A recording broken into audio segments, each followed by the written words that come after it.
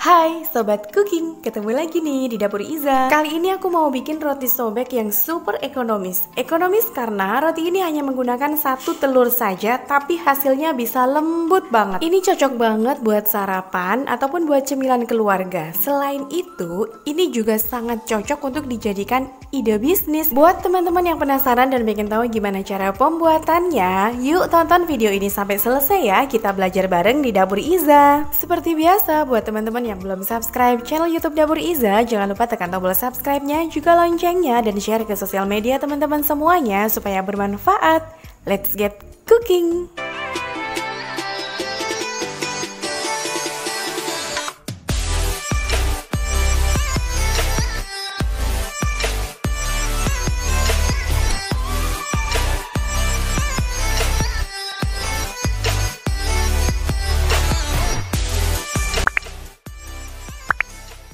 Untuk bahan-bahan yang aku gunakan, di sini aku pakai 250 gram tepung terigu protein tinggi. Jadi jangan keliru ya, tepung terigunya harus protein tinggi, jangan keliru protein sedang atau rendah. Kemudian ada 50 gram gula pasir dan 1 butir telur ayam. Ini ada 1/4 sendok teh garam, 1 sendok teh ragi instan, dan 1 sendok makan susu bubuk.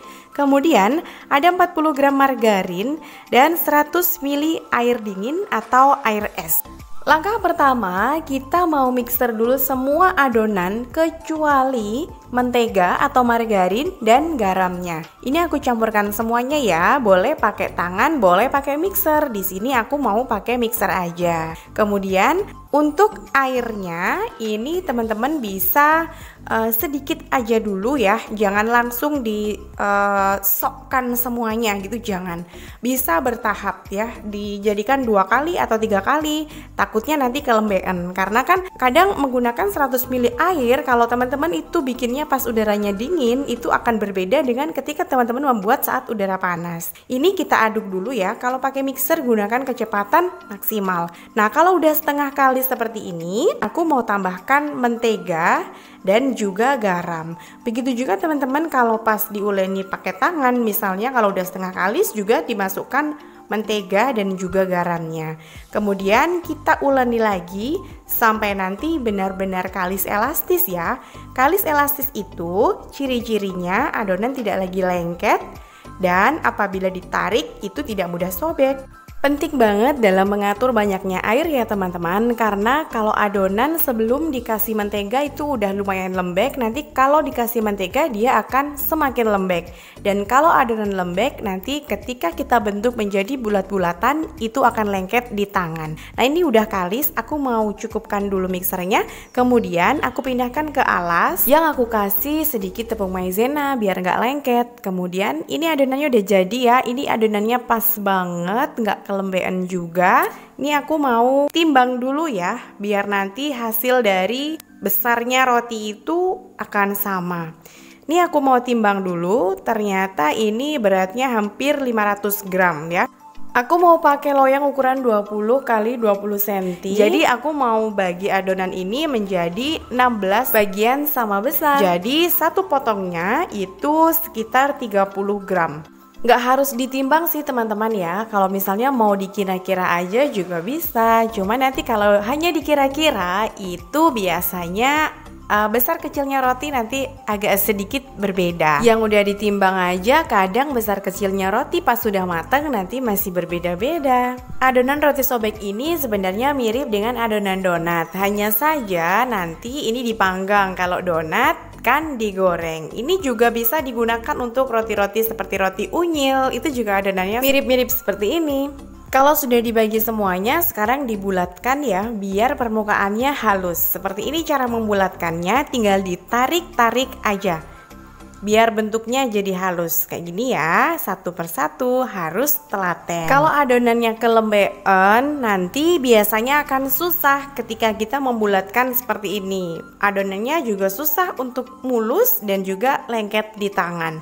Membuat bakpao atau roti goreng juga dengan cara dibulatkan, tarik-tarik seperti ini. Membuat donat juga sama. Kalau donat nanti tinggal setelah dibulatkan terus dipipikan dan dibolong tengahnya. Lakukan semuanya sampai habis ya teman-teman. Pokoknya bikin roti itu harus dengan happy. Kalau bikin roti nggak dengan happy, itu kalau saya ya sering gagal. Kalau happy insya Allah nanti rotinya akan jadi baik. Ini udah semuanya ya, seperti ini. Lalu aku udah siapkan dua jenis selai. Ini selai stroberi dan selai coklat untuk isiannya. Sambil menunggu satu persatu diisi selai, ini aku tutup dengan plastik wrap. Bisa juga dengan kain bersih supaya permukaannya tidak kering. Cara mengisi selainya, ini kita bisa bulatkan sekali lagi ya, untuk memastikan biar permukaannya benar-benar rata, halus, kemudian dibalik. Jadi yang posisi kurang halusnya itu kita taruh di atas, karena nanti biar menjadi bagian dalam atau bagian bawah. Kemudian kita bisa tekan-tekan dengan tangan seperti ini, rada di jelembreng gitu loh teman-teman. Apa sih bahasa Indonesianya? Nah kemudian kita kasih selai di tengah-tengah seperti ini ya. Selainya secukupnya, bisa apa aja. Nggak harus stroberi, nggak harus coklat. Di sini aku pakai stroberi dan coklat. Kemudian kita rapatkan lagi, kita rekatkan sampai benar-benar rapat. Karena kalau nggak rapat, nanti rawan bocor. Kalau bocor, nanti jadi kurang rapih dan jelek. Seperti ini ya. Nah, ini kan permukaannya mulus. Kalau sudah seperti ini, lalu kita taruh ke dalam loyang. Ini loyangnya udah aku oles dengan mentega, kemudian aku kasih dengan baking paper, lalu di atas baking paper aku oles lagi dengan menteganya. Biar nanti nggak lengket ya teman-teman. Kita ulangi sekali lagi ya, jangan lupa dibalik seperti ini. Permukaan yang halus kita taruh di bawah. Kemudian yang atas kita pipihkan. Ini bisa menggunakan rolling kue atau bisa menggunakan gelas atau botol kalau teman-teman nggak mau pakai tangan ya, seperti ini. Lalu atasnya yang ini aku mau kasih selai coklat. Ini aku bikinnya dua varian ya, coklat juga stroberi. Yang coklat itu buat aku, yang stroberi buat suami, karena kita beda selera gitu. Kemudian ini kita rapatkan lagi, jangan sampai bocor ya. Kita tekan-tekan sampai benar-benar rapat. Seperti ini, lalu kita tekan-tekan,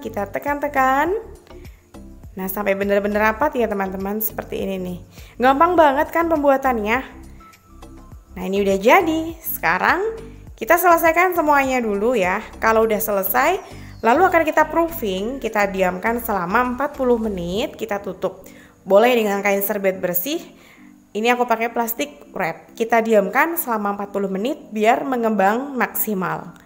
Nah, ini setelah 40 menit hasilnya, tara, mengembangkan jadi gendut-gendut adonannya. Kemudian sebelum dimasukkan ke dalam oven, kita oles dengan susu.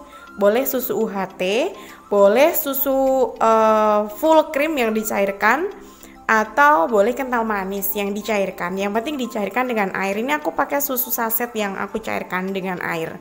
Ini tujuan dioles dengan susu ini biar lembut rotinya, permukaannya lembut gitu.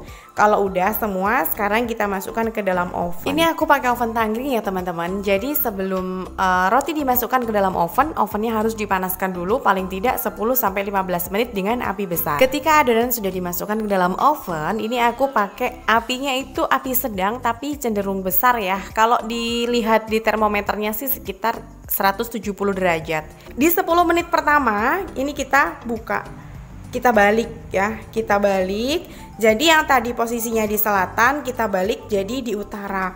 Ini tujuannya biar coklatnya nanti merata, nggak gosong sebelah.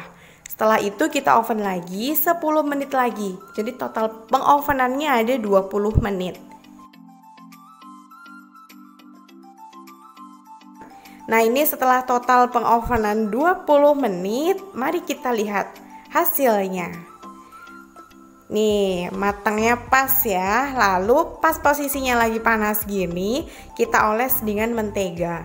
Tujuannya biar nanti permukaan rotinya itu tidak kering dan juga tampilannya mengkilat cantik. Seperti ini ya. Kalau mau dioles dengan madu juga boleh, mentega juga boleh.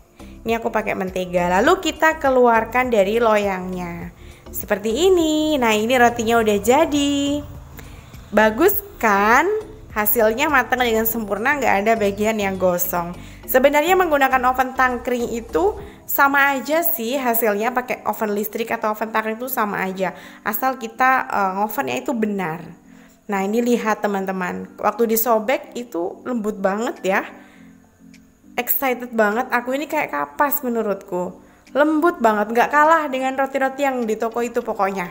Tuh coklatnya lumer, tuh lembut sekali teman-teman. Ini aromanya wangi, rasanya enak banget pokoknya. Cocok ya buat cemilan keluarga.